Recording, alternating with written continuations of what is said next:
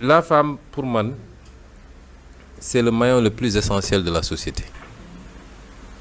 Te diine da ko wax, mais nos réalités de tous les jours da ko wone. Et moi, j'ai tendance à dire que les deux personnes qui m'ont le plus marqué dans ma vie sont des femmes. Les deux personnes qui m'ont formaté, qui ont fait de moi ce que je suis, c'est des femmes.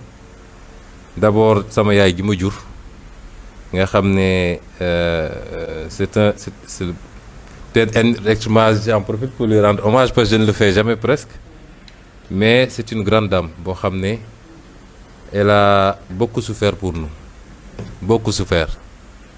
Je me rappelle, comme mon papa était un peu comme moi, bi ñu ko radié pour la deuxième fois de la fonction publique, c'était en 83. ñu radié ko parce que voilà, il a été radié une première fois en tant qu'enseignant. Boobu moom ak ay ñoom Cheikh Béthio yi ñoo nekkoon di jàngale ci àllu Casamance bi mu dugg ci clandestinité politique ñu radié ko. Alors après mu ñëwaat def concours ENEA cadre de Bambey génn liggéey en 83 pour une affectation qu'il refusait ñu radié waat ko une deuxième fois. moo tax biñ ma radié bi gars yi dem kër ga di wax sama yaay daf leen ne c'est une tradition chez nous miin nañ ko. biñ ko radié waatee ça a été difficile évidemment parce que c'était un couple de fonctionnaires moyens.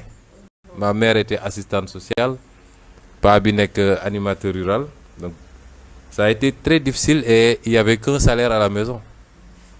Et plus tard, quand j'ai regardé le bulletin de ma mère, je me disais ça c'était un salaire de fonctionnaire. Donc elle a tenu et chaque fin du mois su fayee ko day woo paa bi ba ci biir mu jël salaire bi jox ko ne ko bëgguma ñuy xalaat ni man maay jënd ravitaillement ci kër gi, donc suñ koy jënd ci boutique bi yow yaay dem jëndi ko. Et ma mère, je ne lui ai jamais vu mu takk sax caq përëm waxuma laa ay or wala ay bijoux yu demee noonu. Et pourtant c'était une intellectuelle génnee cadre de Bambey jàng mënoon a def li jigéen ñëpp di def et dans un environnement qui n'était pas facile parce que ku juddoo Xombol yaroo fa màggee fa dem sëyi Casamance dans les années 79 80 nga xam ne avec l'écart culturel, les incompréhensions qui ont produit d'ailleurs la crise qu'on connaît. Mais cette femme m'a beaucoup marqué te jàngaluñu lu dul liggéey jub doylu surtout doylu. Et jusqu'à présent elle me marque parce que ñi ñëpp xam nañ elle est imperturbable. Parce que man si j'avais une mère fragile j'aurais raccroché depuis longtemps. Mais lu munti am ak lu coow li bëri ku ko wax ñaari phrase lay ciy teg il suit son destin, lu yàlla tudd noonu la. Elle ne dépasse jamais ça, imperturbable. Et la deuxième, c'est ma grand-mère paternelle qui était également une très grande dame. Elle s'appelait Fatou Bodian. Li ma xam yépp moo ma ko jàngal. On est rentré en Casamance en 82 parce que moi je suis né à Thiès. Nitu Thiès la ci benn port bi waaw sa Thiès la maa ngi booy weere ñoo bokk dëkk.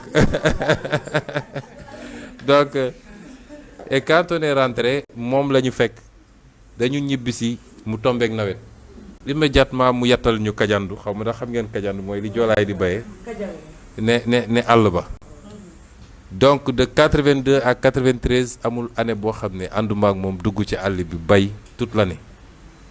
mu yoon une femme brave liggéey su jógee tool ya toog na ci taatu lampe bi di saaf gerte dem jàkk ji julli. Elle était tout le temps de blanc vêtue et bi mu demee ba sentir ni jege na dafa ñëw fekk sama yaay mu ne ko Kadi dégguloon olof bu baax nag mu andi perkaalam mu ne ko man bu dee buggul kenn jënd tissu bii lañ may suulee. Donc elle n'a jamais voulu dépendre de quelqu'un de sa vie, jamais.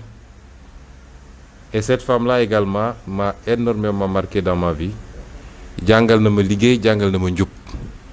Et jusqu'à la fin de sa vie, c'est ce qu'elle disait.